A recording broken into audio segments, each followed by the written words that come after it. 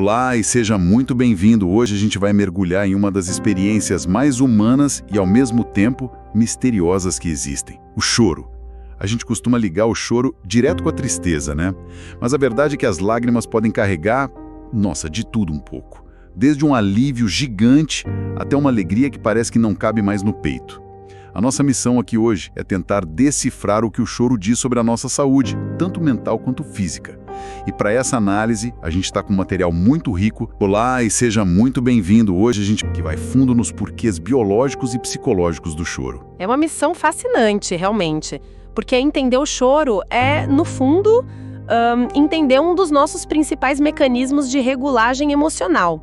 E o mais interessante é que o nosso foco não vai ser só em quem chora muito. A gente vai olhar para os dois extremos, sabe? O choro que transborda e aquele choro que parece que nunca vem. Podem ser sinais de alerta bem importantes. Mensagens que o nosso corpo manda e que muitas vezes a gente acaba ignorando. Perfeito. Então vamos começar pelo mais básico. A pergunta que todo mundo já deve ter se feito: por que a gente chora? Tirando a tristeza, que é um motivo mais óbvio, qual é o papel real do choro no nosso corpo, na nossa mente? Olha, o que a pesquisa mostra é que o choro é bem mais do que só a lágrima. É um processo super sofisticado com pelo menos 3 grandes funções. A primeira, e talvez a mais conhecida, é a de regulador emocional. A melhor analogia é pensar numa válvula de escape. Uma válvula de escape. Isso. Quando a pressão emocional, seja por estresse, raiva ou até uma felicidade muito intensa, fica alta demais, o choro age para aliviar. Ao chorar, nosso corpo libera um coquetel de hormônios, tipo ocitocina, endorfinas. É por isso que vem aquela sensação de alívio. Quase um cansaço bom depois de um choro forte. O corpo está literalmente se medicando. Exatamente. É o sistema nervoso se reajustando, voltando para o eixo, mas não é só sobre o que acontece aqui dentro.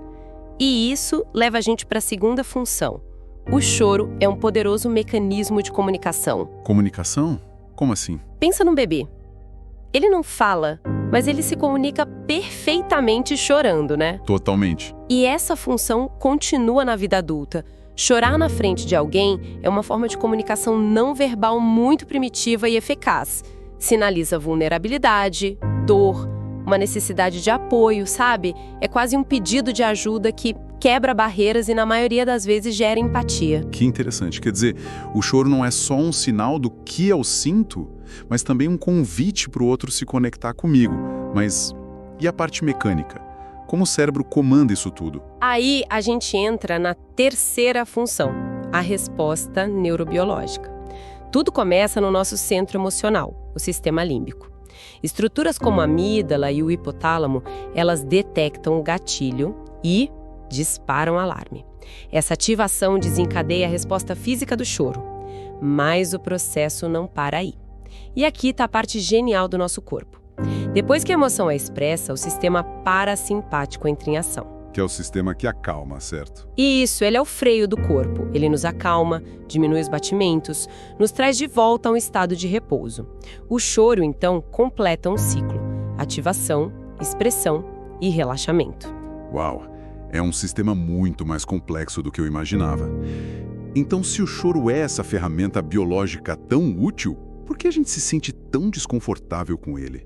E como diferenciar um choro saudável, sabe? Aquela chuva de verão que limpa o ar, de algo que pode ser um sinal de que a tempestade não está passando. Existe um normal para o choro? Essa é a grande questão, né? Não existe uma régua única. Mas o material que a gente está analisando nos dá 3 pistas, 3 características de um choro que é considerado saudável. A primeira delas é a proporcionalidade. Proporcionalidade. Ou seja, a intensidade e a duração do choro fazem sentido em relação ao que causou aquilo. Chorar porque perdeu alguém que você ama é proporcional. Agora, chorar por horas porque o café derramou na mesa, talvez indique que tem algo a mais por trás. Entendi. Mas proporcional é um pouco subjetivo, não. O que é um gatilho enorme para uma pessoa pode não ser para outra. Ótima observação. Isso nos leva direto para a segunda característica, a variabilidade individual. Não existe uma cota de choro por mês. A frequência depende da personalidade da pessoa, da cultura, do momento de vida. O importante não é se comparar, mas entender o seu próprio padrão e notar se ele muda de forma drástica. Certo, então o normal é relativo a cada um. E qual seria a terceira pista de um choro saudável? É a flexibilidade emocional. Essa, para mim, é a mais importante. Significa que a pessoa consegue sentir a emoção, chorar, processar e depois de um tempo, seguir com a vida. A emoção é como uma onda. Ela vem, atinge o pico e depois recua. Gostei da analogia da onda. O choro saudável é essa onda que completa o ciclo. O problema é quando a maré sobe, inunda tudo e simplesmente não baixa mais. A pessoa fica paralisada naquele estado. Nossa, essa imagem da maré que não baixa é perfeita. É o gancho ideal para o ponto central da nossa análise. Quando o choro, ou a falta dele, vira um sinal de alerta. Exatamente. Se o choro equilibrado é saúde, o desequilíbrio aponta para algo mais fundo. O primeiro padrão problemático é o choro excessivo ou desproporcional.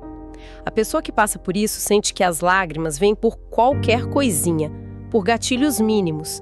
Ela sente que não tem controle e o choro começa a atrapalhar o trabalho, as relações. E imagino que não traga alívio, né? Esse é o ponto mais cruel.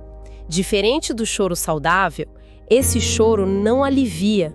A pessoa chora, se esgota, mas a angústia continua ali, intacta. Puxa, isso soa terrivelmente exaustivo. É como se a válvula de escape estivesse quebrada, vazando o tempo todo, mas sem nunca aliviar a pressão de verdade. O que pode estar causando isso? De estar associada a depressão, distimia, transtorno de ansiedade. Pode ser sinal de um luto que não foi bem elaborado, o que a gente chama de luto complicado. Entendi. Ou até ter relação com o transtorno afetivo bipolar e condições neurológicas ou hormonais. É o corpo gritando que algo maior não está bem. E aquela pessoa que parece uma fortaleza, que não chora nunca, o famoso engolir o choro, isso também é um sinal de alerta? Com certeza. A inibição do choro é o outro lado da moeda e pode ser tão prejudicial quanto. Os sintomas são mais silenciosos. É aquela pessoa que sente um nó na garganta, os olhos enchem de água, mas ela usa uma força imensa para reprimir. Essa repressão constante gera uma tensão física crônica, mandíbula travada, ombros contraídos. Dores de cabeça. Exato. É um autocontrole rígido que impede a expressão até nos momentos mais adequados. E por que alguém faz isso?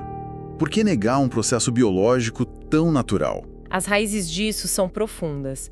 Muitas vezes vêm de normas culturais, familiares, aquelas mensagens que a gente ouve. Homem não chora, para de chorar por besteira, seja forte. Sim, todo mundo já ouviu algo assim. Pois é.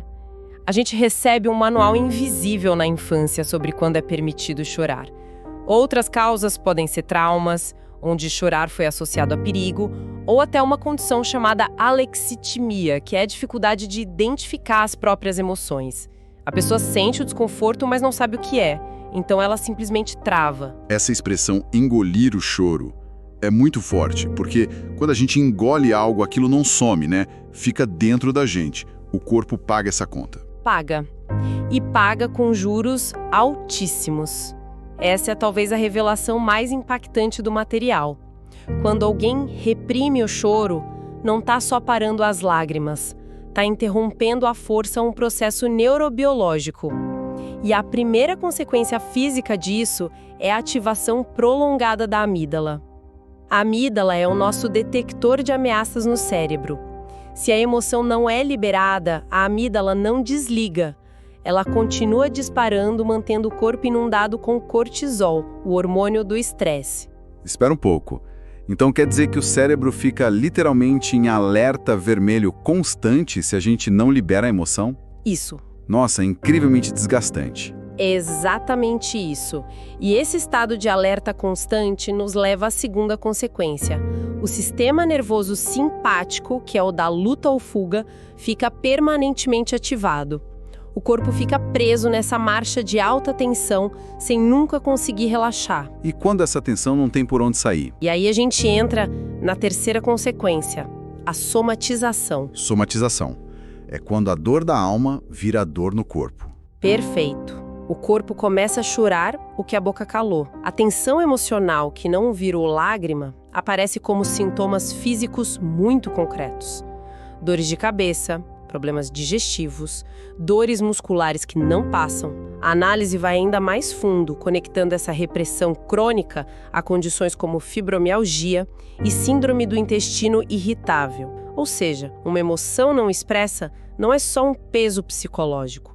É um problema físico real. Isso é muito sério. Entendemos de problema, as causas, as consequências, e isso me leva a pensar que a solução para quem se identifica com esses extremos não pode ser algo superficial. A raiz é muito mais profunda. O material chega a sugerir alguma abordagem para lidar com isso. Sim, e esse é um ponto importante. A análise apresenta uma abordagem terapêutica chamada desbloqueio emocional magnético, o DEM. A proposta, segundo o documento, é justamente não ficar só no sintoma, mas ir na raiz emocional e neurofisiológica desses padrões. Faz sentido. Ir na causa do problema. Exato.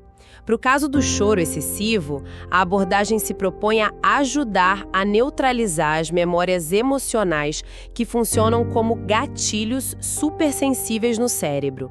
A ideia é reorganizar a intensidade da reação para que a pessoa não precise mais de descargas emocionais tão frequentes.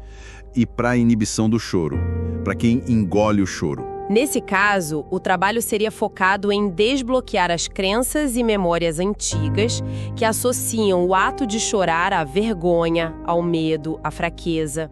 É como se fosse liberar essas travas emocionais para que o fluxo natural da emoção possa ser restaurado de forma segura. E aqui tem um ponto que me parece o mais importante de tudo.